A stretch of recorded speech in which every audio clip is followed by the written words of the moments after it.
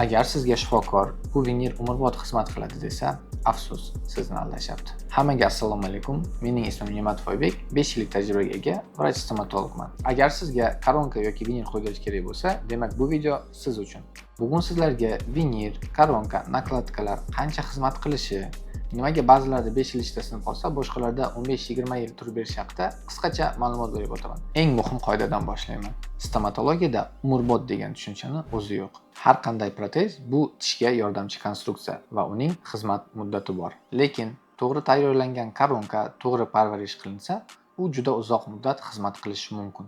Vinillar qancha xizmat qiladi? Sifatli tayyorlangan vinillar 10-15 yil, ba'zida 20 yilgacha xizmat qilishi mumkin. Lekin uni o'ziga yarasha shartlari bor. Bunda bemorning tishi to'g'ri tayyorlangan bo'lishi, prikusi to'g'ri bo'lishi, tishni g'irchillatmaslik, ya'ni bruksizm bo'lmasligi va gigiyenasi yaxshi bo'lishi kerak.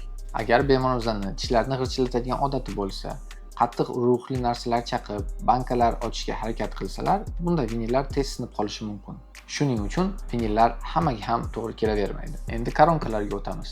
Sifatli keramik yoki sirkon koronkalar odatda 10-15-20 yil xizmat qiladi. Lekin koronkalar ham abadiy emas. Koronkani uzoq muddat xizmat qilishga ta'sir qiladigan omillardan biri bu tish ostidagi holat, bemorning tishni nervi olinmaganligi, milk holati va gigiyenasi juda ham muhim. Ko'p hollarda koronka emas, balki uni ostidagi tishda muammolar paydo bo'ladi. Shuning uchun profilaktik ko'riklar juda ham muhim. Bu ko'riklar muammoni oldindan bartaraf etishga yordam beradi. Endi ko'pchilik bilmaydigan, lekin juda ham zo'r variantlardan biri keramik nakladkalar haqida to'xtalib o'tamiz.